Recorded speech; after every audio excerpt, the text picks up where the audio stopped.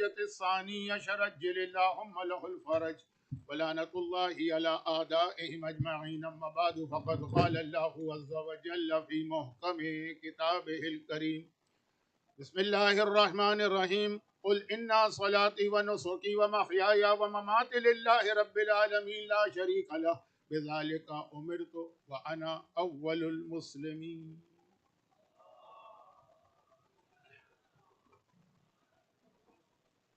1448 ہجرہ کے ایام اعظم میں پہلے عشرے کی آج یہ 7ویں مجلس ہے، اور یہ مجلس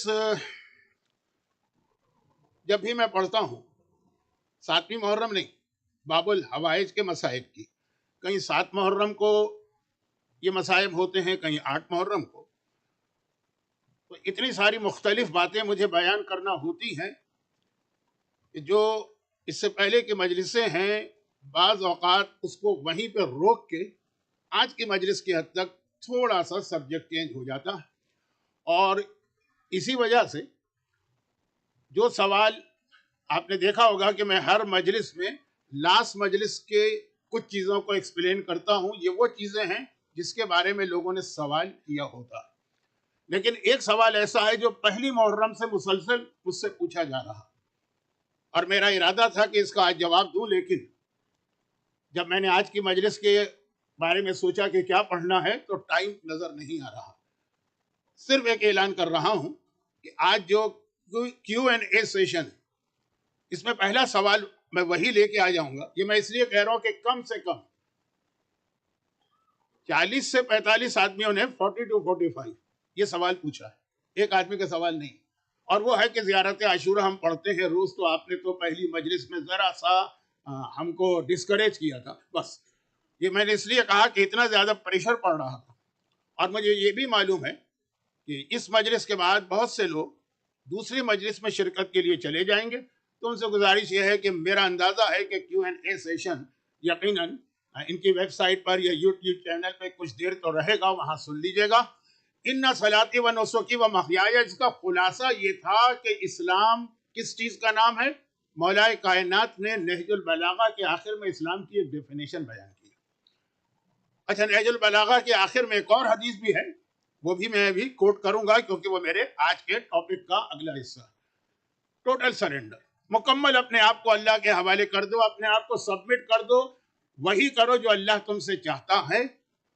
ایک جملہ یہاں پہ کہہ رہا ہوں اس لیے کہ یہ ایک اور مجلس بنے گی کل کی یا شاید آخری مجلس، اور وہ یہ کہ اس کے لیے ٹوٹل سبمیشن، اس کے لیے یہ ضروری ہے کہ آدمی کے پاس اتنی نالج تو ہونا کہ اس ٹائم پر اللہ ہم سے کیا چاہتا ہے، کیونکہ ہر وقت پہ نماز بھی اللہ ہم سے نہیں چاہتا، ہر ٹائم پہ روزہ بھی اللہ ہم سے نہیں چاہتا، ہر ٹائم پر اطاعت والدین بھی اللہ ہم سے نہیں چاہتا۔ سچویشن چینج ہونے سے، سرکمسٹانسز چینج ہونے سے احکام بدل جاتے ہیں، اور اسی لیے ایک لفظ ہمارے علماء کہتے ہیں، اس کو یاد رکھیے۔ میں ذرا فاسٹ ہو جاتا ہوں ٹائم کو دیکھ کر، پھر ریئلائز کرتا ہوں کہ پورا مجمع میرا ساتھ نہیں دے پا رہا ہے تو تھوڑا سلو ہو رہا ہوں، اور وہ یہ ہے کہ جتنی بھی یہ نماز روزہ جتنی بھی عبادت ہے، اس کو عبادت سمجھ کے کریں، عادت سمجھ کے نہ کریں۔ کبھی ایسا ہوتا ہے کہ یہ انسان یہ نماز وغیرہ کی اتنی اس کو پریکٹس ہوتی ہے بچپنے سے کہ اس کی ہیبٹ بنتی ہے عادت، اور عادت اسے کہتے ہیں کہ جسے اگر آپ چینج کریں گے تو آپ انکمفرٹیبل ہو جائیں گے۔ کسی کو ایک خاص وقت میں چائے پینے کی عادت ہے، اس کو چائے نہیں ملے گی تو پھر دنیا کے کسی کام میں اس کا دل نہیں لگے گا، وہ کام کر ہی نہیں پائے گا۔ اب میں مثالیں نہیں دے رہا ہوں، ٹائم نہیں۔ عبادت کو عادت نہ بنائیے، عبادت بنائیے۔ فرق کیا ہے؟ عادت وہ ہے کہ آپ کمفرٹیبل ہوں گے ہی نہیں اس کو چھوڑ کر، اور عبادت یہ ہے کہ نہیں جس وقت اللہ جس طرح سے آپ سے چاہ رہا ہے۔ اب جیسے یہ نماز ہی ہے نا، یہ عادت نہ بنے عبادت بنے، اس لیے اللہ نے نماز کی حالتیں چینج کر دی۔ مثلا کچھ نمازیں آپ زور سے پڑھیں گے، کچھ آہستہ۔ یہ مردوں کو مسئلہ بتا رہا ہوں، لیڈیز کا نماز کا مسئلہ ذرا سا مختلف ہے، لیکن وہ مختلف مسئلہ ایک اور بہت اہم میسج دیتا ہے۔ بھئی مردوں کے لیے لازم ہے نا، واجب ہے مغرب عشاء اور فجر کی نماز۔ میں تفصیل میں نہیں جا رہا ہوں کہ الحمد واجب ہے، زور سے پڑھنا، رکوع آہستہ پڑھ سکتے ہیں، تفصیل کی ضرورت نہیں۔ بہرحال یہ نمازیں زور سے پڑھی جاتی ہیں، یعنی آپ کی آواز نکلے، اور ظہر اثر آہستہ پڑھی جاتی ہے۔ لیڈیز کے لیے حکم نہیں، وہاں کچھ اور مسئلہ، لیکن ان کا جو مسئلہ ہے وہ اس لیے ہے کہ عورت کا حجاب جو ہے وہ اس واجب مسئلے سے زیادہ اہم ہے. اور آج کی رات حضرت عباس کی رات ہے. حضرت عباس کا نام آتا ہے تو ذہن میں سب سے پہلے غیرت اور حجاب آتا ہے. اب اس کو میں موضوع نہیں بنا رہا ہوں فی الحال کیونکہ اور بہت ساری باتیں ہیں، لیکن خواتین سے میری ایک ریکویسٹ ہے. اور اس میں ایک بات اور عرض کر دوں، ابھی میں اپنے موضوع پر آیا نہیں اور ڈائیورٹ ہو گیا، لیکن ایک جملہ اور عرض کر دوں کہ ابھی آگے چل کر ایک روایت جو میں پڑھنے والا ہوں، تو اگر کوئی عورت کمپلیٹ حجاب نہیں کر سکتی ہے، ویسے تو سوال ہے کیوں نہیں کر سکتی، لیکن اگر کسی وجہ سے نہیں تو جتنا کر لے وہی غنیمت ہے. یعنی عزا خانے میں یا سینٹر میں آتے ہیں حجاب کر کے آتے ہیں، بعض لوگ اس کا مذاق اڑاتے ہیں، یعنی ان عورتوں کو کنڈیم کرتے ہیں کہ کیا فائدہ ہوا، باہر تو اسکول میں، کالج میں، جاب کی جگہ پر، شاپنگ سینٹر میں، مال میں، وہاں تو بے حجاب گھوم رہے، جتنا ہو جائے. اور اس کی وجہ ابھی آتی ہے. تو ایسا نہیں ہے کہ اگر یہ حجاب کوئی عورت نہیں کرنا چاہتی ہے تو وہ اب عزا خانے میں بھی حجاب کر کے آ رہی ہے تو ہم اس کا مذاق اڑائیں. اور یہ باتیں، عورت کی بات تو اس لیے آ گئی کہ نماز کا مسئلہ آ گیا تھا اور حضرت عباس کا نام آ گیا تھا. ہمارے یہاں معصومین کے حوالے سے ایک القاب پڑھے جاتے ہیں نا، بہت بہت مشہور ہے، اس کو میں شروع کروں گا تو پھر ٹائم اور لگ جائے گا. لیکن صاحب دعوت النبویہ و صولت الحیدریہ والعصمت الفاطمیہ والحلم الحسنیہ والشجاعت الحسینیہ والصبر السجادیہ، ہر امام کا ایک ٹائٹل ہے نا.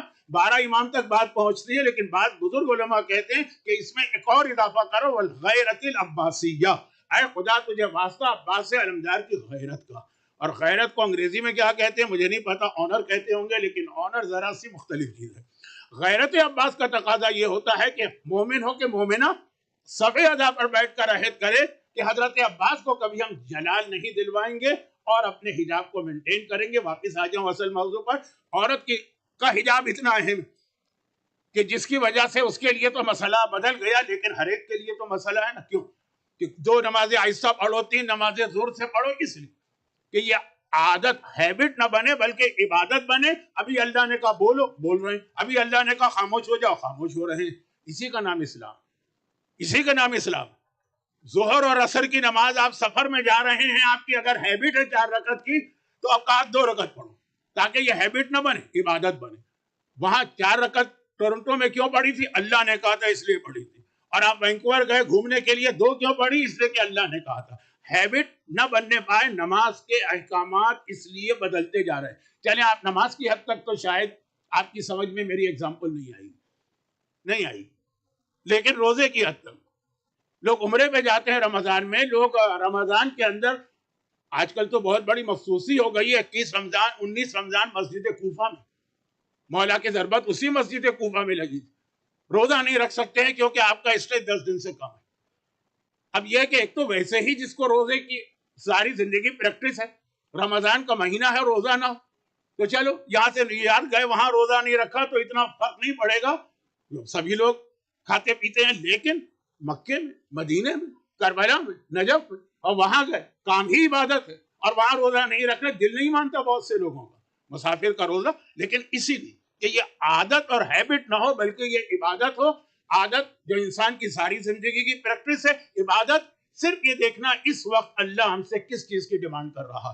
اور اس ایک جملے سے صرف ایک دوسرا جملہ کہہ کر وہ اپنا جو پہلا میں نے اعلان کیا تھا اس کو کلیئر کر دوں کہ اس کے لیے، عبادت کے لیے، عادت کے لیے نہیں، عبادت کے لیے نالج ہونی چاہیے. اس وقت اللہ ہم سے کیا چاہتا ہے، اور نالج آپ کو کہاں سے ملے گی؟ کسی سپر مارکیٹ سے نہیں ملے گی، کسی اسٹور سے نہیں ملے گی، وہ مرجے کے گھر سے ملے گی. مرجعیت کا انسٹیٹیوشن سامنے آیا. بس میں اپنے آپ کو روک رہا ہوں اس لیے کہ آج کی باتیں اور بہت زیادہ.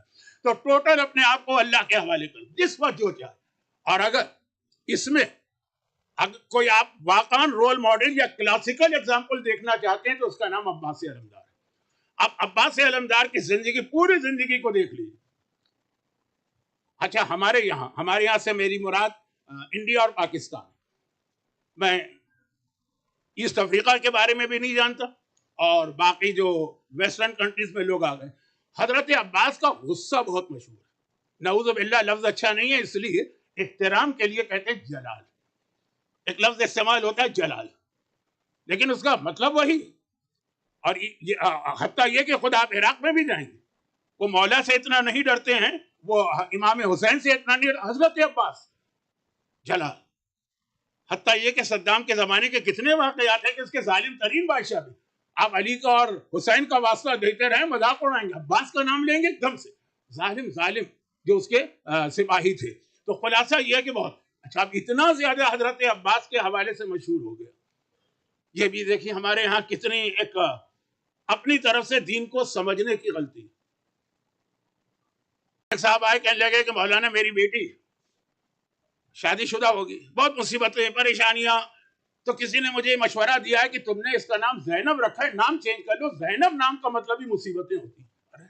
اتنا اچھا نام، اتنا برکت والا نام، جو مولا اپنی بیٹی کا نام رکھے، لیکن کہا نہیں جب زینب نام ہوگا نا تو میرا بیٹا بیمار رہتا ہے، لوگوں نے کہا نام بدل لو، تم نے اس کا نام سجاد رکھا، سجاد کا مطلب ہی بیماری۔ عباس، اب میرا بچہ بہت ہائپر ہے، بہت ہائپر ہے، ذرا سی بات پہ غصہ کرتا ہے، لوگوں نے کہا تم نے غلط نام رکھا ہے، نام چینج کرو، عباس نام نہیں رکھو، اس کا نام عباس ہے۔ دیکھیں کیسی حماقت اور نان سینس اور بے وقوفی والی باتیں چل رہی ہیں، لیکن اس کے اندر بات میں جناب زینب اور چوتھے امام کی طرف نہیں لے جانا چاہ رہا، جناب عباس کا جلال۔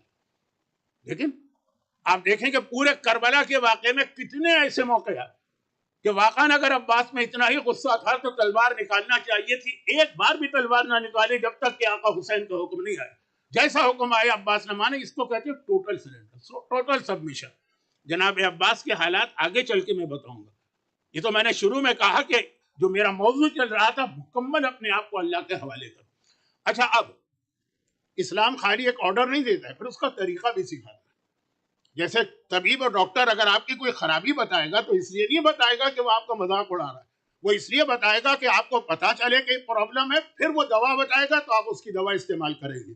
تو اب یہاں پر اسلام نے کہا کہ اللہ کے حوالے کر دو، اور پھر پہلے سے ایک بات بتا دی کہ اگر تم اپنے آپ کو ٹوٹل اللہ کے حوالے کرو گے تو اس کے لیے تمہارے اندر ایک کوالٹی ضرور ہونی چاہیے، اس کے بغیر تم سبمیشن کر ہی نہیں سکتے، اور وہ ہے پیشنس اور ٹالرنس، جسے عربی میں صبر کہتے ہیں۔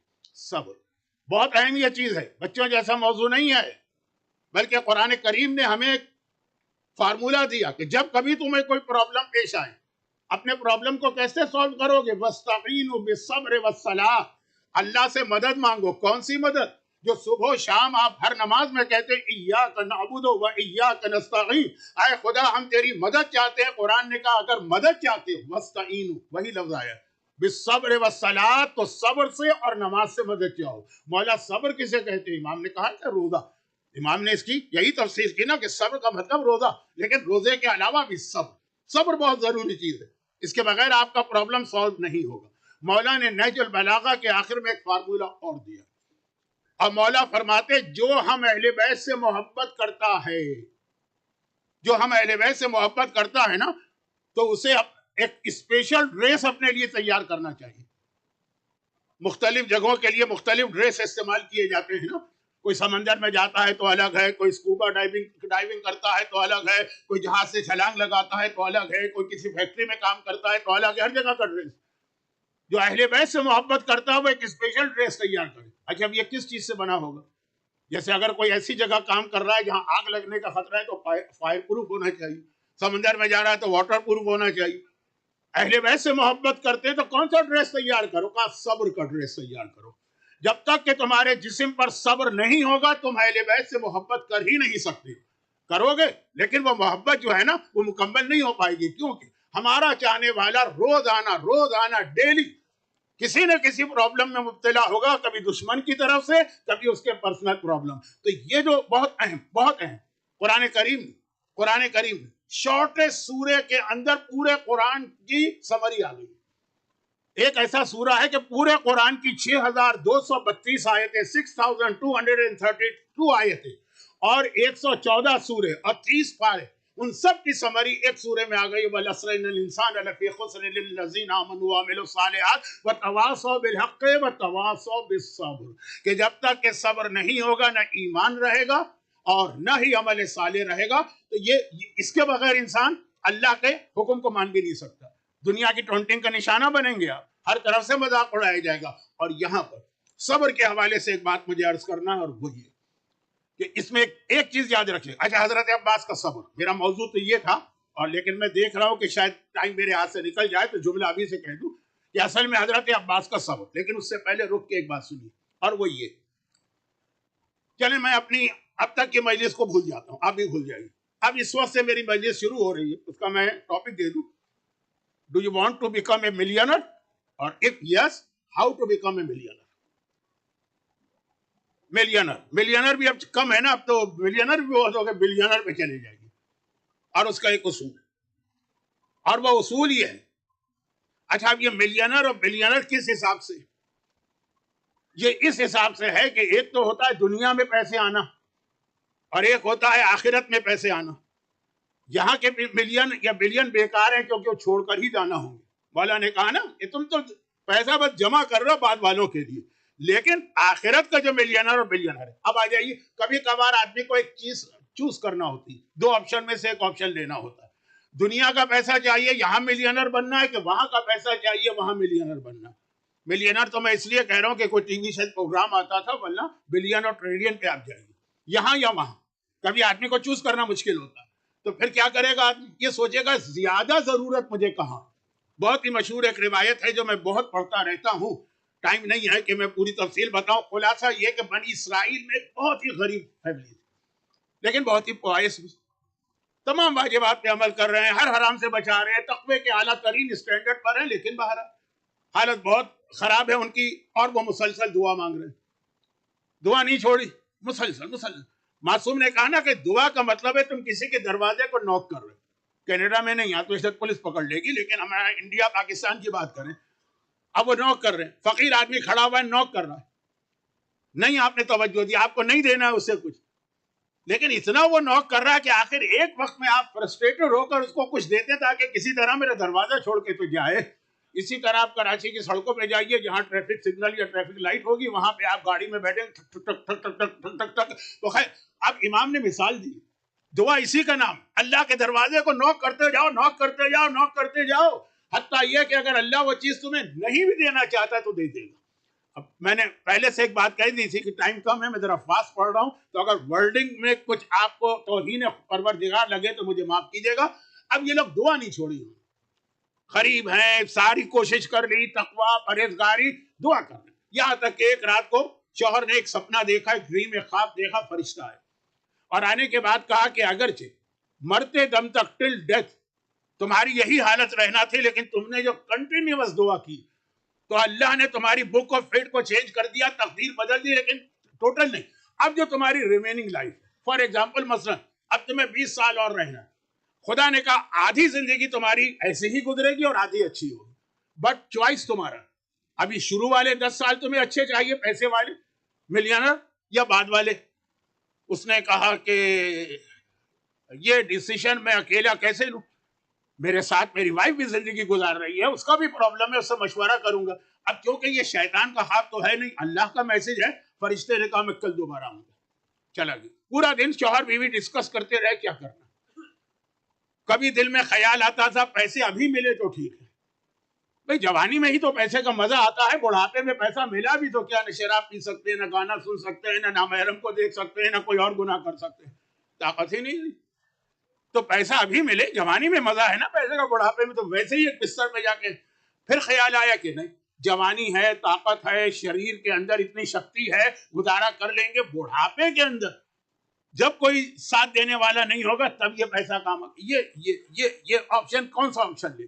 خیر اتنا ہی مجھے کہنا تھا، یہ روایت کا اتنا ہی سا بتانا تھا کہ کبھی آپشن سامنے رکھا جاتا ہے تو آدمی کو ڈیسائیڈ کرنا مشکل ہوتا ہے. لیکن مجھے پتا ہے کہ آپ فوراً کہیں گے کل کی مجلس میں کہ پھر کیا ہوا یہ کہ اگلی رات کو جب یہ سویا تو ڈیسیشن لے لیا شوہر بیوی نے، اور وہ فرشتہ آیا تو کہا کہ ہمیں پہلا جو ہاف ہے وہ ہمیں اچھا چاہیے، بعد میں گزارا کر لیں گے.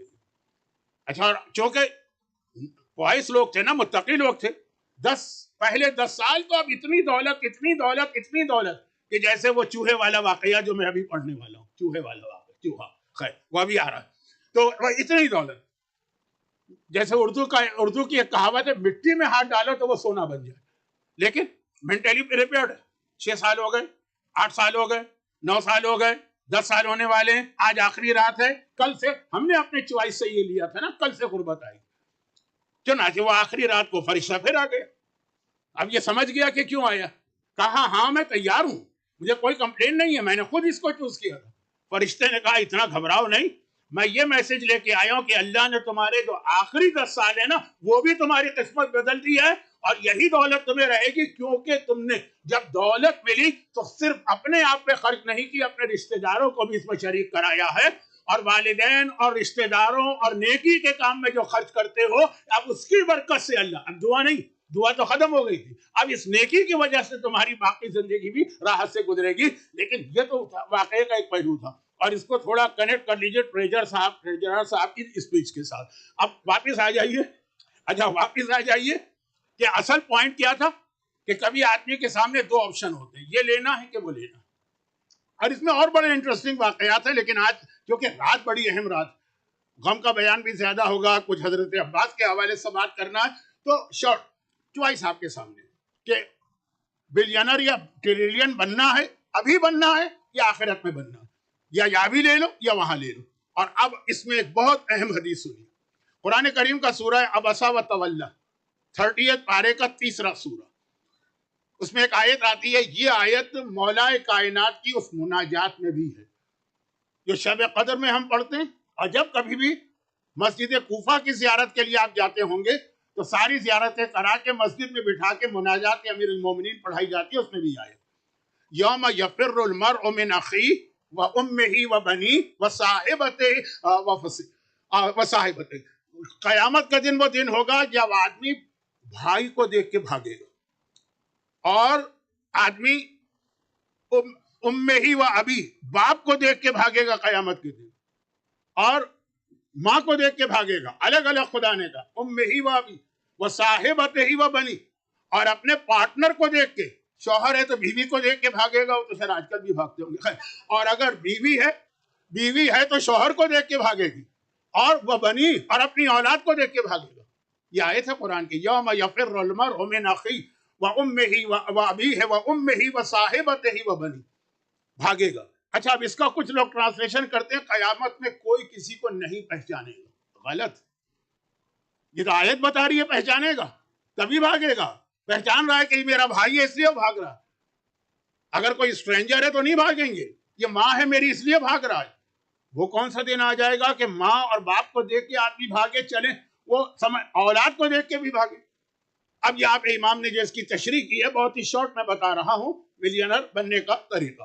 امام نے فرمایا کیوں بھاگے, وہ وائے, اپنے قریبی رشتہ داروں کو, اور قیامت کے دن تو مصیبت کا دن, مصیبت میں تو آدمی اور زیادہ اپنے رشتہ داروں کے قریب ہوتا, کا اس لیے بھاگے کہ ایک مومن ہوگا, کوئی ایک مومن یا کچھ مومن, جب ان کا نامہ اعمال کھولا جائے گا, اب وہ جو اسکیل یا ترازو کا کنسپٹ اسلام نے دیا اس میں رکھا جائے گا, تو اب ہوگا نا 2 حصے ہوتے ہیں اسکیل کے, جو ہمارے یہاں انڈیا پاکستان اور ایسٹ افریقہ کے پرانے اسکیل, ایک میں نیکیاں رکھی جائیں گی, ایک میں گناہ رکھے جائیں گے. وہ پوری آیتیں پہ آیتیں ہیں لیکن پڑھنے کی ضرورت نہیں. تو اب جس کا نیکی کا پلہ بھاری ہو گیا, فمن یعمل مثقال ذرۃ خیرا یرہ ومن یعمل مثقال ذرۃ شرا, اگر گناہ زیادہ ہو گئے جہنم, اور اگر نیکیاں زیادہ ہو گئی جنت. لیکن کچھ ایسے لوگ بھی ہوں گے جو بالکل برابر 1 گرام کا بھی فرق نہیں ہے, گرام بھی بہت بڑی چیز ہے, اس سے بھی چھوٹا آپ لے آئیے کوئی میجرمنٹ کا, بالکل برابر. اب کیا کیا جائے, جنت جا نہیں سکتا, نیکیاں زیادہ نہیں, جہنم جا نہیں سکتا, گناہ زیادہ نہیں, بالکل برابر ہو.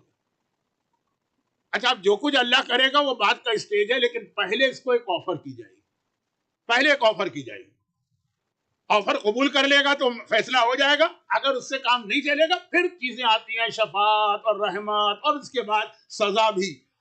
آفر کیا کی جائے گی, آفر یہ کی جائے گی, دیکھو بالکل برابر, ایک چھوٹی سی نیکی بھی کہیں سے اگر تم لے کے آ جاؤ نا, گرام نہیں, مائکرو گرام نہیں, میں نے کیا کہیں گے, اتنی سی نیکی لے کے آ جاؤ, یہ نیکی والا ذرا سا جھک جائے, تمہیں مل جائے گی جنت. ساری جنت ایک چھوٹی سی نیکی کے اوپر آ جائے گی اس مومن کے لیے جس کے گناہ و نیکیاں بالکل برابر. وہ کہے گا اچھا خداوندہ اتنا آسان ہے, ارے پورا کٹم میرا بھرا ہوا ہے میدان قیامت میں, وہ میری ماں کھڑی ہے, وہ میرا باپ کھڑا ہے, وہ میرا بھائی کھڑا ہے, وہ میرا بیٹا کھڑا ہے, وہ میری بیٹی کھڑی ہے, بڑی محبت کرتے تھے, بڑی دنیا میں مجھے خدمت کرتے تھے. مجھے یہ وہ نہیں ہے جو والدین کو نرسنگ ہوم میں داخل کرا کے آئے, واقعاً خدمت کی ہے. ارے اتنی سی نیکی تو کسی سے بھی مانگوں گا مل جائے گی. کہا جائے گا جاؤ جاؤ مانگو جا کے لے کر آ جاؤ, فیصلہ ابھی ہو جائے گا. پھر عرض کروں کہ اگر نہیں ہوا تو پھر اور دوسرے مرحلے ہیں, وہ کبھی الگ سے سنیے گا, موت اور برزخ پر میرا عشرہ. تو ابھی وہ بات ہو رہی ہے, بہت ایزی لگا. یہ کیا بڑی بات, کوئی بڑی نیکی بھی اللہ نہیں مانگ رہا ہے, چھوٹی سی معمولی سی نیکی. اب یہ گیا تھا حساب کتاب دینے, اب سب قیامت میں دیکھ رہے ہیں, اس کی فیملی تو پہچان رہی کہ ابھی یہ گئے. ہوتا ہے نا امیگریشن کاؤنٹر میں, آپ نے دیکھا ہوگا 3-4 دوست اب وہ گئے, اس کے بعد ہماری باری آئے گی, پھر ہماری باری آئے گی, سب دیکھ رہے ہیں. یہ گیا اور واپس آیا.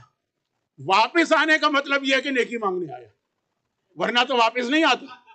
واپسی کا مطلب ورنہ تو وہاں تو وہی امیگریشن کی طرح کہ نکلے تو نکلو, یا جنت میں جاؤ یا جہنم میں, واپس کیوں آ رہا ہے؟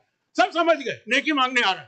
بھائی یہ جو دیکھا تو باپ بھی بھاگا, ماں بھی بھاگی, بھائی بھی بھاگا, بہن بھی بھاگی, بیٹا بھی بھاگا, بیوی بھی بھاگی, کہ ہمارے پاس ہم اگر اس کو نیکی دے دی, فرض کیجئے دے دی ہم نے, اور پھر جب ہمارا حساب کتاب ہوا بالکل برابر ہوگا پلے, اس وقت ہم کو خیال ہوگا کاش وہ نیکی اس کو نہ دیتے نا, تو اس وقت ہم جنت میں چلے جاتے. تو اس وقت نیکی اتنی قیمتی کرنسی بنے گی. یہ کرنسی ہے وہاں کی قیامت کی, اس کے ذریعے جنت و جہنم کا فیصلہ ہو رہا. تو ایک نیکی کی وجہ سے بعض اوقات مومن جو ہے روک لیا جائے گا, کہا جائے گا لے کے آ جاؤ. اور وہ جس کو اتنا ایزی سمجھ رہا تھا کہ چھوٹی سی نیکی, مثلا میں مثال دے رہا ہوں, سلام کرنے میں پہل کر دی کسی نے, یہ بھی تو ایک نیکی ہے نا. اتنی سی نیکی مجھے دے دو جو زندگی میں کوئی ایک سلام والی نیکی. میں بہت چھوٹی چھوٹی نیکیوں کی بات کر رہا ہوں تاکہ آپ کسی نیکی کو کبھی مس نہ کریں. تو خیر خلاصہ یہ ہے کہ یہ جب منظر دیکھے گئے کہ گیا تھا یہ اور پھر واپس آ رہا ہے, تو یومئذ یفر المرء من اخیہ, اس کو دیکھ کے اس کا بھائی بھی بھاگا, وامہ وبنیہ, اور اس کا باپ اور ماں بھی بھاگے, وصاحبتہ وبنیہ, اور اولاد بھی بھاگی ہے. تو یہ نیکیاں قیامت کی کرنسی. اب وہاں پر آپ کو بلینر بننا ہے یا اس دنیا میں بلینر بننا ہے؟ یہاں کا بلینر بننا بیکار. اچھا میں یہ نہیں کہہ رہا ہوں کہ یہاں پہ غربت ہی کیجیے, بھائی ہمیں رزق کی کتنی دعائیں, قرضہ ادا کرنے کی دعائیں, حالت بہتر بنانے کی دعائیں امام نے بتائی. میں یہ نہیں کہہ رہا ہوں کہ یہ دنیا میں بالکل آپ فاقے کیجیے اور بھوکے رہیے, نہیں, یہ بتائیں. لیکن پہلی آپ کی ترجیح جو ہے پرائرٹی وہ ہونی چاہیے آخرت کی نیکیاں. اب یہاں کے حوالے سے سن لیجیے, میں وہ کنسپٹ نہیں دے رہا ہوں جو ایک واقعہ ہے نا بہت مشہور, واقعہ تو نہیں ہے, جوک ہے, کہ مسجد میں بیٹھے ہوئے 2 آدمی دعا مانگ رہے تھے. ایک بہت ہی غریب تھا اور ایک واقعاً ملینر تھا. اب غریب دعا مانگ رہا ہے خدا بندہ مجھے دولت دے دے, اور وہ پیسے والا مانگ رہا ہے خدا بندہ ایمان. اور اس نے کہا تم آدمی ایمان مانگو, ایمان, دولت کیا مانگ رہے ہو؟ کہا جس کے پاس جو چیز نہیں ہوتی ہے وہ وہی مانگتا ہے. میرے پاس دولت نہیں ہے, تمہارے پاس ایمان نہیں ہے. تو یہ کنسپٹ نہیں ہے, دولت بھی مانگی. اب مثلا سب سے اہم عبادتوں میں سے ایک عبادت حج جو ہے نا, حج بالکل ایک نیا مومن بناتی ہے. نیا مومن بن کے آتا ہے میدان عرفات سے انسان, پرانا مر جاتا ہے کیونکہ سارے گناہ معاف ہو گئے. یہ جملہ میرا نہیں ہے, یہ پیغمبر کا ہے کہ حج کرنے کے بعد کہ یومن ولدت امو, تم ایسا ہوتے ہو جیسا اس دن سے جس دن تمہاری ماں نے تمہیں پیدا کیا. نیا انسان. حج کی پہلی دعا کیا, یعنی آپ مکے میں داخل ہوئے نا, پہلی دعا, کئی بار یہ بات آ گئی. اسلام نے کیا پہلی دعا بتائی؟ ابھی آیت اللہ سستانی کی حج کی کتاب میں دیکھ لیجئے, اور ہر مرجع جو مسجد الحرام کے گیٹ پر کھڑے ہو کے دعا پڑھنا ہے, جو پڑھ کے آپ انٹر ہوں گے, وہ یہی دعا ہے. وَأَوْصِ عَلَيَّ مِنْ رِزْقِكَ الْحَلَالِ الطَّيِّبِ. آپ مسجد میں جا رہے ہیں, پہلی دعا آپ کے ذہن میں ہے, اسلام کہتا ہے یہ دعا مانگو, اے خدا مجھے رزق حلال میں برکت عطا فرما, وسعت عطا فرما, وسعت بڑھا دے. اور آخری دعا سمجھ لیجیے, عرفات کا میدان کو سمجھیے, آخری دعا امام مظلوم کی ایک دعا ہے, دعائے عرفات. کیا ماسٹر پیس دعا, آج بھی دنیا دیکھتی ہے تو دنگ رہ جاتی ہے کہ اس طرح بھی اللہ کو پکارا جاتا. اس دعا کا آخری جملے کیا؟ وَأَوْصِ عَلَيَّ مِنْ رِزْقِكَ الْحَلَالِ. اس دعا کے اندر جو کائنات کی اتنی اہم دعا, تو یہ اسلام کا حکم ہے. نہیں, دعا مانگو رزق کے لیے بھی, لیکن جہاں پہ ٹکراؤ ہو جائے چوائس کیا ہو. مقداد کا ایک واقعہ سن لیجیے, جلدی, وقت تو بہت گزر گیا. مقداد پیغمبر اسلام کے 4 اہم ترین صحابیوں میں, اہم ترین اس لیے میں نے کہا کہ رسول خدا کی حدیث ہے کہ اللہ نے مجھے آرڈر دیا ہے کہ ان 4 سے محبت کر. ساری کائنات رسول خدا سے محبت کرتی. کائنات تو کیا محبت کرتی, اللہ محبت کرتا ہے. پیغمبر کا لقب ہی حبیب خدا ہے, اللہ محبت کرتا ہے, اور اللہ کا آرڈر ہے 4 سے محبت کرو. اس میں تیسرا نام مقداد کا. مقداد کے بارے میں 1-2 باتیں پہلے بھی آئی تھی, لیکن اس وقت کا واقعہ بڑی غربت. بڑی غربت تھی، اس کی وجہ بھی آئی ہے کہ پورا قبیلہ خلاف تھا تو یہ اکیلے مسلمان ہوئے، مدینے آئے، رہنے کی جگہ نہیں تھی. پیغمبر نے کہا کہ جب تک کہ تمہارا مکان نہیں بنتا میرے ساتھ شیئر کرو میرے روم کے اندر. پیغمبر نے ان کو شیئرنگ میں رکھا اپنے ساتھ، اپنے حجرے میں. بڑی محبت تھی. تو ایک مرتبہ پیغمبر نے ان کی غربت دیکھی تو کہا کہ اے مقداد تم وہ دعا کیوں نہیں پڑھتے ہو؟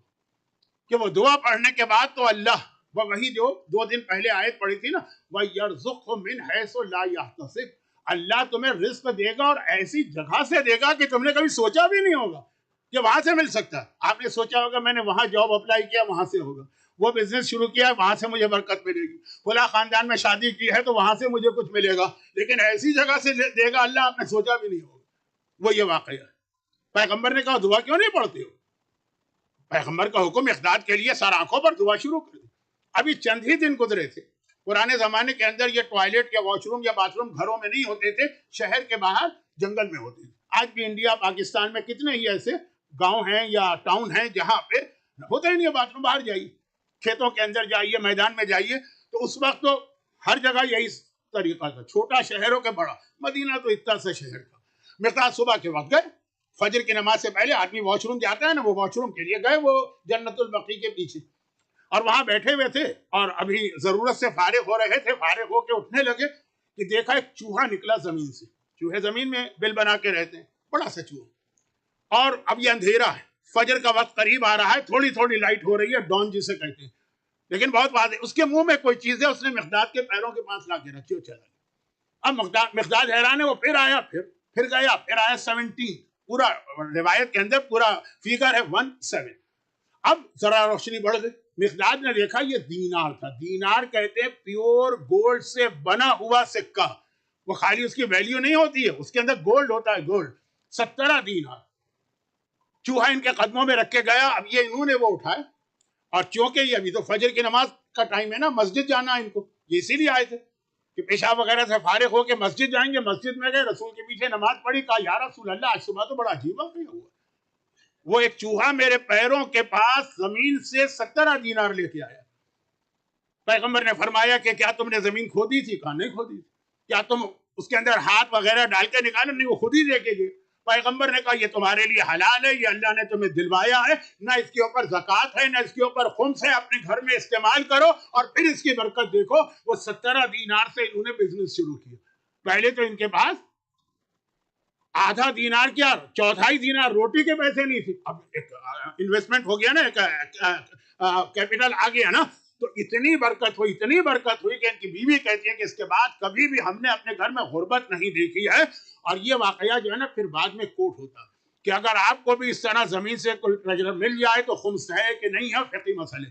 اب سوال یہ ہے کہ دعا کیا، کیونکہ میرا موضوع دعا نہیں، میرا موضوع تو یہ واقعہ تھا کہ جی وہ پیغمبر نے کہا کہ بھائی تم کیوں نہیں دعا مانگتے اپنی حالت اچھی ہونے کی. لیکن اگر میں آگے وہ دعا نہ بتاؤں گا تو پھر آپ حضرات کم از کم 50 سوال تو کریں گے، اور دعا بہت چھوٹی سی. پیغمبر نے صرف یہ کہا تھا ماشاء اللہ لا قوت الا باللہ. اچھا اب یہ یاد کیجئے گا یہ کون سی دعا؟ چھٹے امام کی ایک حدیث ہے نا کہ مجھے حیرت ہے اس مومن پر جسے اللہ نے 4 آیتیں دی ہیں، جن میں سے ہر آیت جو ہے اس کا ایک بینیفٹ ہے، اور مومن یہ آیتیں نہیں پڑھتا اور کمپلین کرتا ہے. اور پہلی یہی آیت تھی کہ مومن رزق کی کمپلین کرتا ہے، غربت کی کمپلین کرتا ہے، جبکہ قرآن میں یہ آیت آئی ہے ماشاء اللہ لا قوت الا باللہ. اور امام بتا رہے ہیں کہ اس کا رزق سے کیا تعلق ہے. یہ سورہ کہف کی آیت. سورہ کہف وہ سورہ ہے جس کی شروع کی 5 آیتیں آقا حسین کے کٹے سر نے بازار کوفہ میں تلاوت کی. اس میں آگے چل کے آیت کے فوراً بعد اللہ کہتے ہیں ماشاء اللہ لا قوت الا باللہ فعسى ربی ان یؤتین خیرا.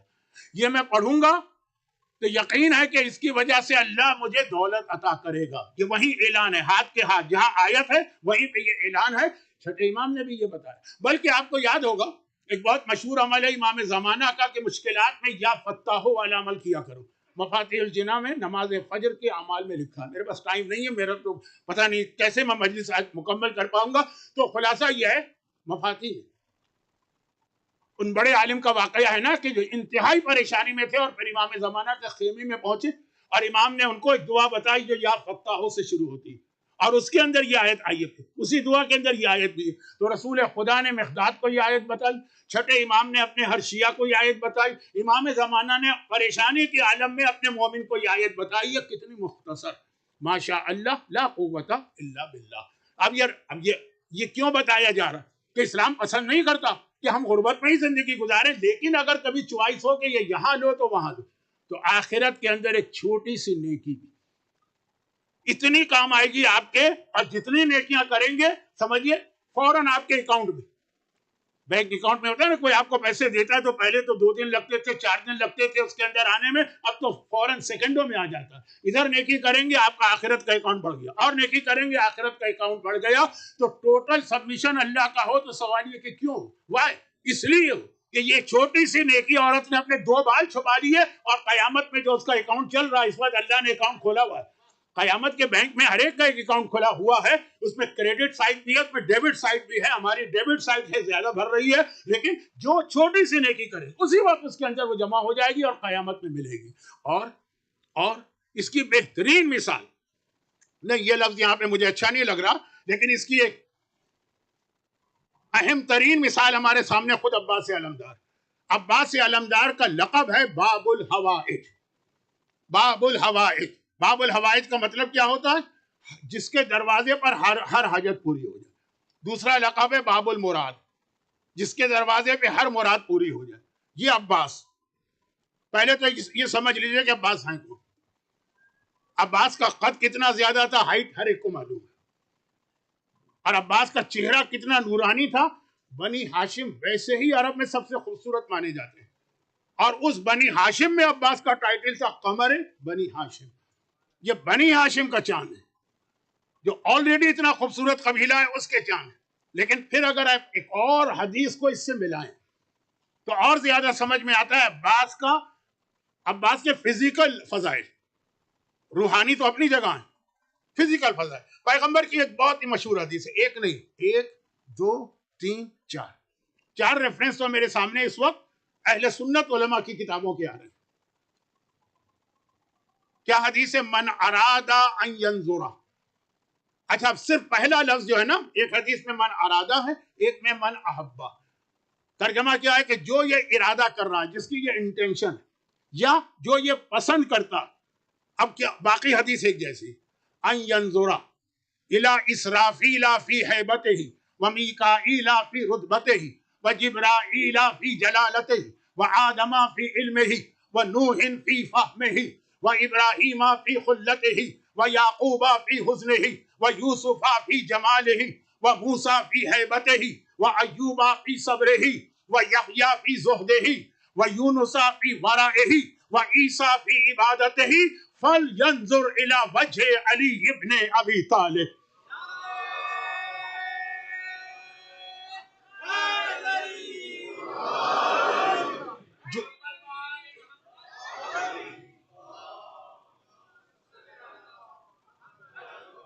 جس کا یہ ارادہ یا انٹینشن ہے، یا جو محبت کرتا ہے کہ وہ اسرافیل کو اپنی ہیبت میں دیکھے۔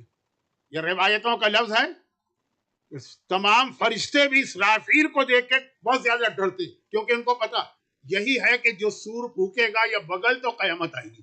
اور بہت ساری روایتیں بھی ہیں، لیکن اسرافیل میرا موضوع نہیں ہے۔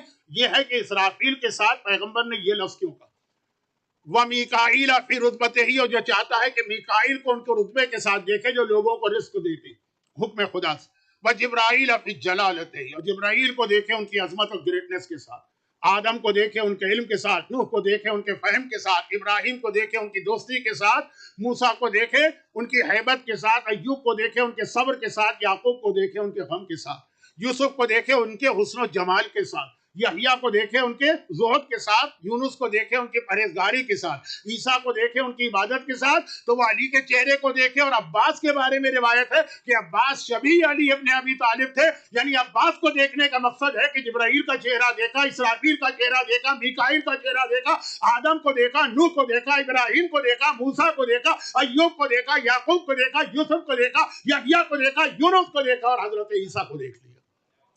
یہ عباس کے چہرے کی عظمت۔ خالی میں اس وقت فزیکل عباس کے فضائل بیان کر رہا ہوں، تو معمولی شخصیت نہیں ہے عباس کی۔ ہم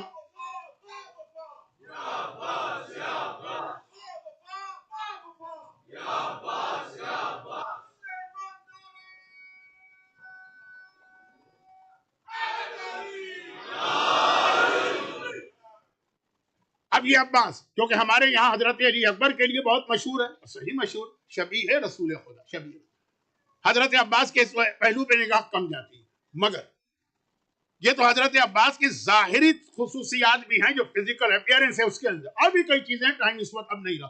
دوسری جانب آئی، عباس کا اسٹیٹس اتنا ہائی ہے کہ جو ٹائٹل امام معصوم کا ہے وہ حضرت عباس کا کنفرم ہے۔ اب آج کل بعض علماء، بعض ذاکرین اپنی طرف سے باب الحوائج کی ایک لسٹ بناتے ہیں کہ یہ بھی باب الحوائج، یہ بھی باب الحوائج، وہ ہوں گے سب، لیکن روایتوں میں صرف دو کے بارے میں آیا ہے، ایک ساتویں امام ہے باب الحوائج اور ایک عباس علمدار ہے باب الحوائج۔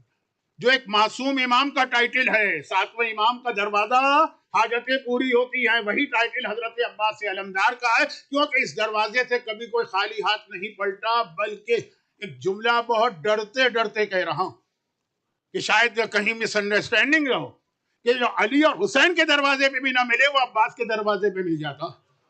اب یہ یاد رکھیں، دو چیزیں میں بتا رہا ہوں، میرے مولا کے بارے میں ہے کہ وہ وجہ اللہ، چہرہ ان کا اللہ کا چہرہ، اور آقا عباس کا ٹائٹل ہے جو علامہ مجلسی نے اس زیارت میں لکھا ہے جو مفاتی میں، وجہ الحسین، عباس حسین کا چہرہ ہے، یعنی اگر اللہ تک جانا ہے تو علی کے ذریعے جانا ہوگا، وہ وجہ اللہ، اور حسین تک آنا ہے تو عباس کے ذریعے آنا پڑے گا، کیونکہ یہ وجہ الحسین۔ اور آج بھی اگر آپ جائیے کربلا اور آپ خیمہ گاہ میں جا کے آقا حسین کے خیمے کی زیارت کرنا چاہیں، پہلے عباس کے خیمے سے گزرنا پڑے گا۔ بالکل شروع میں عباس کا خیمہ ہے، جیسے چوکیدار، یہ لفظ اچھا نہیں ہے، ایک پہریدار کھڑا ہوا، یہاں سے گزرو، یہاں سے اجازت ملے گی تب عباس تک جاؤ گے۔ لیکن یہ عباس کو جو باب الحوائج کا ٹائٹل ملا، اس کا ایک ریزن علماء نے لکھا، اور یہ وہی میرا موضوع ہے کہ ہم اور جو میرا موضوع چل رہا ہے ٹوٹل سبمیشن۔ بھئی آج کا ایک نوجوان آج کے اتنے دلچسپ اور مزیدار گناہوں کو، انٹرٹینمنٹ کو چھوڑ کر کیوں مثلا مفاتی پڑھنے لگے؟ مثلا بطور مثال کہہ رہا ہوں، ورنہ اسلام تو اس کا قائل نہیں ہے نا کہ مصلی پہ بیٹھیے، کیا چیز ہے وہ؟ حضرت عباس کی زندگی میں عباس کو باب الحوائج، علی اکبر کو نہیں کہا گیا، حضرت علی اصغر کو آج کچھ لوگ کہتے ہیں، لیکن وہ تو 6 مہینے کے ظاہری اعتبار سے معصوم بچے تھے، وہ کیسی الگ۔ حضرت عباس کا سب سے بڑا امتحان کربلا میں کیا تھا؟ سب سے بڑا امتحان، سب سے بڑا امتحان عباس کا یہ تھا کہ عباس کی پوری زندگی کی ایک حاجت تھی۔ ہماری حاجت مانے دعا، ہم اور آپ دعا مانگتے رہتے ہیں، کوئی 5 سال دعا مانگے، کوئی 7 سال، کوئی 10 سال، کوئی 2 سال، مسئلہ حل ہو گیا تب بھی ہے، نہیں حل ہوا تو وہ تھک کر دعا چھوڑ دیتا۔ مگر عباس کی ایک دعا تھی جو پیدا ہونے سے لے کے کربلا میں عصر عاشور تک عباس مانگتے رہے، اور اس لیے مانگتے رہے، عباس کی توہین نہیں کر رہا ہوں، اس لیے مانگتے رہے کہ اگر عباس کبھی بھول بھی جائیں تو جتنے عباس کے چاروں طرف ہیں سب عباس کو یاد دلا دیتے۔ اور وہ کیا دعا تھی؟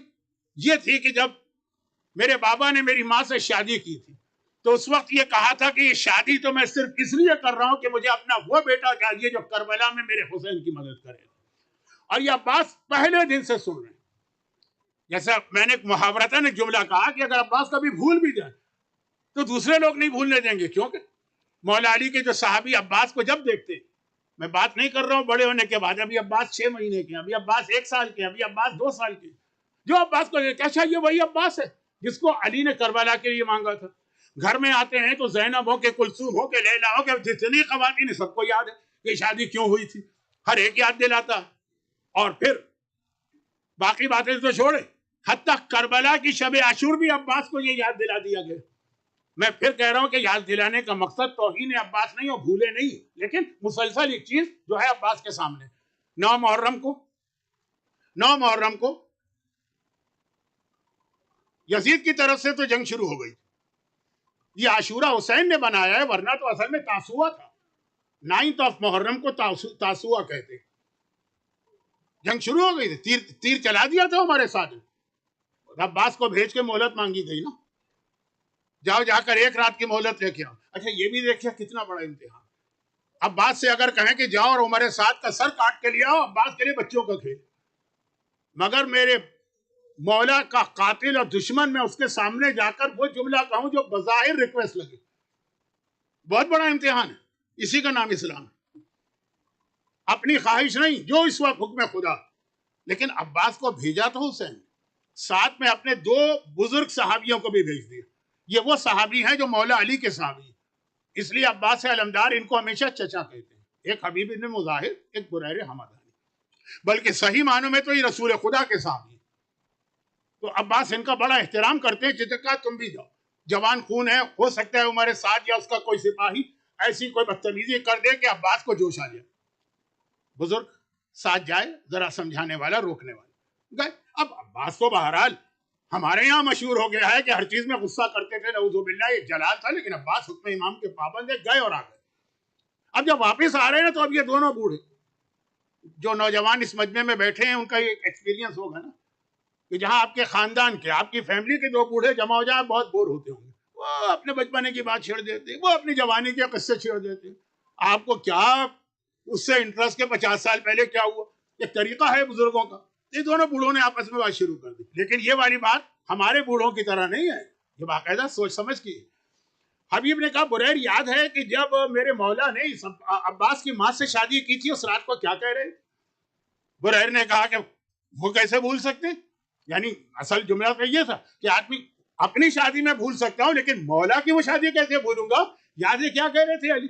ہاں کہہ رہے تھے میں کربلا کے لیے اب بیٹا چاہتا ہوں. اب یہ دونوں بوڑھے پرانی بات کر رہے ہیں, پرانی, بہت پرانی. لیکن عباس سمجھ گئے. اتشجعنی یا امی, چچا حبیب کیا آپ مجھے جوش دلا رہے ہیں؟ ارے ابھی آقا سے اجازت لے کے آئیے, کل شام سے پہلے کوفے کے دارالامارہ پر حسین کا علم لہرا دوں گا. یعنی اب میرے کہنے کا مقصد یہ کہ جس دن سے عباس دنیا میں آئے, شب عاشور تک عباس کو یاد دلایا جا رہا. ویسے تو عباس کو خود یاد ہے, لیکن یاد دلایا جا رہا کہ تمہیں کربلا کے لیے مانگا گیا. اور پتہ کیا چلا, سب کو کربلا میں تلوار چلانے کی اجازت ملی. جس کو کربلا کے لیے مانگا گیا تھا اسی پہ پابندی لگا دی گئی, تم تلوار نہیں چلا سکتے. دیکھیے علی اکبر کے لیے کیا ہے کہ حسین نے اکبر کو کربلا کے لیے مانگا نہیں. کیا قاسم کے لیے ہے کہ کربلا کے لیے مانگا نہیں. کیا اون و محمد کے لیے نہیں. لیکن ہر ایک کو کہا, حسین نے اجازت دے دی. اور عباس جو کربلا کے لیے بنائے گئے تھے انہی سے کہا گیا کہ تمہیں. عباس کی کب سے تمنا تھی کہ وہ وقت آئے جس کے لیے میرے بابا نے اللہ سے دعا کی تھی اور میری ماں سے شادی کی تھی, تو میں تلوار چلا کے دکھاؤں کہ میں علی کا وارث ہوں, اور کہ تم تلوار نہیں چلا سکتے. سب سے بڑی زندگی بھر کی عباس کی حاجت تھی, عباس نے حکم امام پہ قربان کر دی. اپنی حاجت چھوڑ دی, اپنی دعا, اپنی مراد نہیں. حکم امام آ گیا, میں اپنی مراد نہیں مانگوں گا. اللہ نے کہا عباس تو نے میری خاطر اتنا بڑا امتحان دیا ہے, اب قیامت تک جو تیرے نام پر اپنی کوئی حاجت اور مراد لے کر آئے گا, تیری اس قربانی کے نتیجے میں اس کی مراد پوری کی جائے گی. بس ایک پیغام ایک جملے میں آپ کے لیے, آپ بھی اللہ کے لیے کچھ چیزیں سیکریفائز کرنا سیکھیے اور پھر دیکھیے کہ بدلے میں اللہ کتنا دیتا. اور عباس دیکھیے, یہ بہت بڑا عباس کا امتحان. بنی ہاشم کے جتنے نوجوان ہیں نا, ان سب کو تلوار چلانا کس نے سکھائی, ان سب کو جنگ کی ٹریننگ کس نے دی؟ یہ سب عباس کی گود کے کھیلے ہوئے, عباس نے ان کو پالا ہے, عباس کی گود کے پالے ہوئے. چاہے اکبر ہو, اکبر کو بھی عباس نے ہی پالا بھی ہے, تلوار چلانا بھی سکھائی.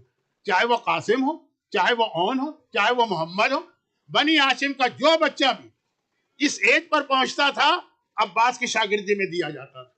اور عباس یہ منظر دیکھ رہے کہ صبح سے پہر ہو گئی, میری گود کے پالے ہوئے میرے اپنے چھوٹے, میرے اپنے شاگرد وہ تو جا رہے ہیں مقتل میں, میرا کام صرف ان کے لاشیں اٹھانا, مجھے اجازت نہیں مل رہی. چنانچہ تاریخ میں یہ ہے کہ جب مولا نے علی اکبر کو بھیجا, سب سے پہلا کربلا کا شہید ہے, یہ کل میں بتاؤں گا, یعنی بنی ہاشم کا پہلا شہید. تو سب سے پہلے عباس گئے تھے, کہ مولا پہلے مجھے جانے دیجیے. کہا نہیں عباس, تم تو میرے لشکر کے علمدار, تمہیں کیسے جانے دوں گا. اب جو شہزادہ جاتا ہے پہلے عباس آتے ہیں, مولا مجھے اجازت دیجیے. حسین وہی جواب دیتے ہیں, تم میرے لشکر کے علمدار.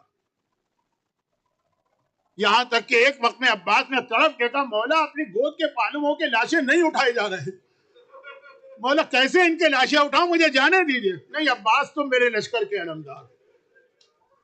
پھر وہ وقت آ گیا سے پہر کا کہ جب میرے مولا نے یہ جواب دیا, عباس تم میرے لشکر کے علمدار ہو, تو عباس نے پلٹ کے کہا, لیکن مولا وہ لشکر رہا کہاں, وہ لشکر رہا کہاں جس کا میں علمدار ہوں. میرے تو سارے سپاہی کوثر کے کنارے میرا انتظار کر رہے ہیں. مولا نے کہا نہیں عباس, تو میرے بابا کی بھی نشانی ہو, تو میں نہیں جانے دوں گا. اب سنیے, عباس ہر ایک کی حاجت پوری کرتے ہیں. اس وقت عباس کی حاجت کون پوری کرے وہ بھی سن لیجیے. آقا نے عباس تم میرے بابا کی نشانی، تمہیں نہیں جانے دوں گا۔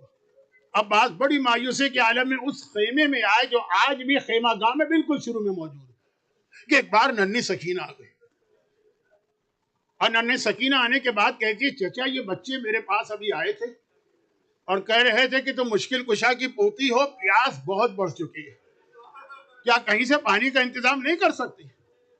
چچا میں نے ان سے وعدہ کر لیا کہ میں پانی لا رہی ہوں۔ دیکھیں ایک تو ہوتا ہے نا کہ امید دلائی ہے، دیکھو میں کوشش کرتی ہوں، نہیں میں نے وعدہ کر لیا، اور یہ وعدہ تیرے بھروسے پہ کیا ہے، مجھے پتا ہے کہ میرا چچا پانی لا سکتا ہے، میں نے بچوں سے وعدہ کر لیا۔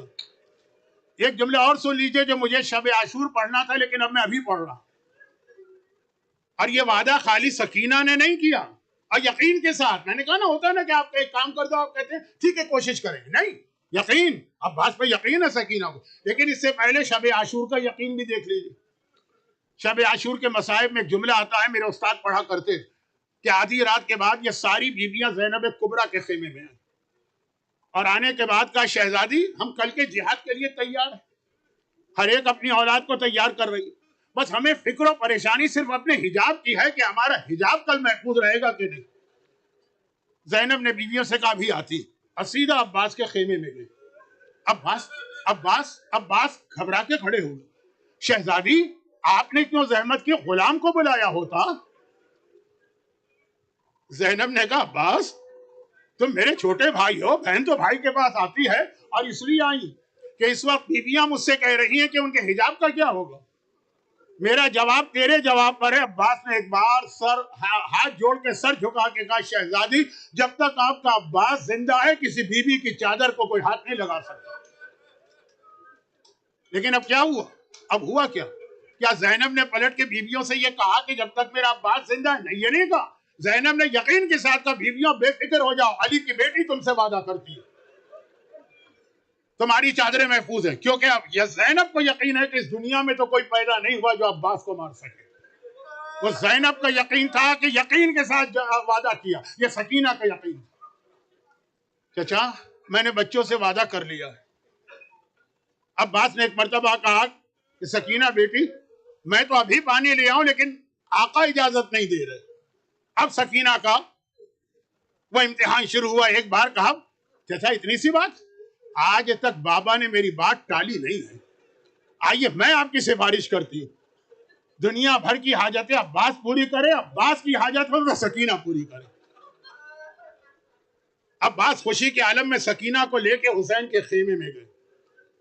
حسین امام وقت ہیں، حسین امام معصوم ہیں، کچھ کہنے کی ضرورت پیش نہیں آئی، دیکھا عباس سکینہ کو لے کے آ رہے ہیں، سمجھ گئے کہ عباس کیوں آ رہے ہیں، کہا عباس اب میں تمہیں نہیں روکوں گا، اب میری سکینہ نے سفارش کر دی، لیکن پلٹ کے شاید سکینہ کو دیکھا ہو اور ایک جملہ کہا ہو، سکینہ بیٹی ابھی چچا کی سفارش کر رہی ہے، بعد میں یہی چچا بہت یاد آئے گا جب تماچے لگ رہے ہوں گے، جب کوڑے پڑ رہے ہوں گے، یہی چچا بہت یاد آئے گا۔ عباس کو اجازت مل گئی، اور عباس بہت جلدی میں کیوں، کہیں ایسا نہ ہو کہ اجازت واپس لے لی جائے، اس لیے فوراً گھوڑے پہ سوار ہو کے چلنے لگے، اور وہی ہوا۔ حسین نے کہا عباس کہاں جا رہے ہو، رک جاؤ، گھبرا گئے عباس، کیا حکم واپس ہو رہا ہے؟ مولا آپ نے تو اجازت دی ہے، کہا وہ اجازت میں نے دی، مگر تم مقتل نہیں جا سکتے جب تک کہ زینب سے اجازت لے کے نہ جاؤ۔ اللہ 55 برس کی بوڑھی بہن جس نے 34 سال کے بھائی کو بچوں کی طرح پالا، اس کے سامنے عباس پہنچا اور ہاتھ جوڑ کے کہا شہزادی اب مجھے بھی مرنے کی اجازت دی۔ زینب نے سر سے پیر تک عباس کو دیکھا، کہا عباس جب مجھے بابا یاد آتا تھا تو میں تیرا چہرہ دیکھ لیا کرتی تھی، لیکن جاؤ میں تمہیں نہیں روکوں گی، کیونکہ نانا کے دین کے لیے زینب ہر قربانی دینے کو تیار، جاؤ۔ بس جاتے جاتے ایک بات سن لو، ایک دن کوفے میں بابا کے پاس بیٹھی تھی، بابا کی نگاہ میرے ہاتھوں پہ پڑی، بابا رونے لگے، میں نے گھبرا کے پوچھا بابا باپ تو بیٹیوں کو دیکھ کے خوش ہوتے ہیں، آپ رو رہے ہیں؟ کہا زینب یہی شہر جس میں تو آج شہزادی بن کے بیٹھی ہے نا، اسی شہر میں قیدی بنا کے لائی جائے گی، سر پہ چادر نہیں ہوگی، ہاتھوں میں رسیاں ہوں گی۔ بابا کی بات پہ یقین تو تھا، لیکن دل میں خیال آیا جس بہن کا ایک بھائی ہو کوئی اس کی چادر پہ ہاتھ نہیں ڈالتا، میرے تو 12 بھائی اور عباس جیسا میرا بھائی ہے، لیکن عباس اب جب تم جا رہے ہو زینب کو یقین ہو گیا وہ وقت آ گیا ہے کہ چادر بھی چھنے گی رسی بھی بندھے گی، اور عباس چلے۔ اب کیا جہاد بیان کروں مشکل کشا کے بیٹے کا، وارث کا؟ عباس چلے۔ ایک جملہ بعض علماء پڑھتے ہیں، تاریخ میں مجھے نہیں ملا لیکن بالکل صحیح ہوگا۔ عباس چلے، چونکہ عباس دریا کی طرف جا رہے تو پوری 30,000 کی فوج نے عباس کو گھیرے میں لیا، اور عباس تلوار چلا رہے ہیں، یا بعض علماء نے لکھا حسین نے تلوار دی ہی نہیں تھی، نیزہ دیا تھا۔ فضا در خیمہ پر کھڑی دیکھ رہی ہیں عباس کا جہاد۔ آواز دی شہزادی زینب، جب میں آپ کو آپ کے بابا کے حالات سناتی تھی کہ آپ کا بابا خیبر میں کیسے لڑا، احد میں کیسے لڑا، تو آپ پوچھا کرتی تھی کہ کاش میں بھی وہ منظر دیکھتی آنکھوں سے۔ آئیے در خیمہ پر، آج عباس جنگ نہیں کر رہے، یہ خیبر میں حیدر کرار جہاد کر رہے ہیں۔ اور مختصر یہ کہ پورے لشکر کو چیرتے ہوئے فرات کے کنارے گئے، با وفا عباس پیاسا رہا، پانی ہاتھ میں ضرور لیا، یہ بتانے کے لیے کہ دیکھو پانی پہ ہمارا قبضہ ہے، لیکن پھر پانی پھینکا واپس آ۔ اور ادھر خیمے کے دروازے پہ سکینہ نے بچوں کو جمع کیا ہوا، سارے بچوں سے کہا کوزے لے کے آؤ، میرا چچا وعدہ کر کے گیا ہے، آج تک میرے چچا نے اپنا کوئی وعدہ توڑا نہیں ہے۔ اب بچوں کو عباس تو نظر نہیں آ رہے، 30,000 کا لشکر، علم نظر آ رہا ہے، سب کی نگاہیں علم پر ہے۔ دیکھا علم گیا، دریا تک گیا، واپس آنے لگا۔ اب بچے خوش ہو رہے ہیں کہ ایک بار دیکھا کہ یہ علم جو ہے رائٹ سائڈ پہ اس طرح جھکا جیسے گرنے والا، یہ عباس کا سیدھا ہاتھ کٹ گیا۔ بچوں کے دل دھڑکے، علم سنبھل گیا۔ تھوڑی دیر اور گزری، دیکھا کہ یہ علم بائیں طرف جھکا، پھر بچے پریشان ہوئے، علم سنبھل گیا۔ پھر دیکھا علم آگے بڑھا، اور ایک بار علم زمین کربلا پہ گرا۔ عباس کی آواز آئی، آقا علیکہ منی السلام، میرا آخری سلام لے لو۔ حسین نے کمر پکڑ کے کہا الان انکسر ظہری، عباس تم نہیں مرے، حسین کی کمر ٹوٹ گئی۔ اور سکینہ نے پانی کا خالی کوزہ زمین پہ پھینکا، دونوں ہاتھوں کو سر پہ مارا، فریاد کی چچا مجھے پانی نہیں چاہیے، واپس آ جا چچا، واپس آ جا۔ اور حسین عباس کے سرہانے پہنچے۔ یہاں پر بھی ایک بڑا عجیب جملہ ہے، لیکن اب وقت نہیں ہے میرے پاس کہ میں اس کو بیان کروں، آپ کا ماتم بھی ضروری ہے۔ ایک بہت عجیب جملہ ہے، کبھی اور سنیے گا۔ حسین عباس کے قریب گئے، ایک مرتبہ جب پہنچے تو عباس آخری سانسیں لے رہے، میرا آقا زمین کربلا پہ بیٹھ گیا، عباس کا سر اٹھا کے گود میں رکھا۔ عباس کو یہ آخری وصیت ہے، کہا جب مولا پیدا ہوا تھا تو پہلی زیارت آپ کے چہرے کی تھی، دل چاہتا ہے دنیا سے جاتے ہوئے آخری زیارت بھی آپ کے چہرے کی کروں، لیکن کیا کروں، ایک آنکھ میں تیر لگ چکا، دوسری آنکھ میں خون جم گیا، مولا میرے ہاتھ سلامت ہوتے تو خون خود صاف کر دیتا، بس یہ ذرا خون صاف کر دیجئے۔ حسین نے ابا کے دامن سے عباس کی آنکھ سے خون صاف کیا، عباس کی آخری نگاہ حسین پہ پڑی، عباس دنیا سے رخصت ہوئے، حسین نے علم اٹھایا، سیدھا خیمہ گاہ میں آئے، زینب کے حوالے یہ علم کیا، زینب یہ علم سنبھالو، میرا عباس مارا گیا، اب میں جا رہا ہوں۔ زینب نے کہا بھیا ذرا ٹھہر جا، میں ابھی آتی۔ زینب یہ علم لے کر صحن خیمہ میں آئی، آواز دی اے کلثوم، اے لیلا، اے فروا، اے رباب، ذرا یہاں تو آنا۔ ساری بیوی آ گئی، شہزادی کیا بات ہے؟ کہا کل رات کو میں نے وعدہ کیا تھا نا کہ تمہاری چادریں سلامت رہیں گی۔ علی کی بیٹی اپنا وعدہ واپس لیتی ہے، ارے میرا عباس مارا گیا، ہائے علم آ گیا، علمدار نہ آیا، علم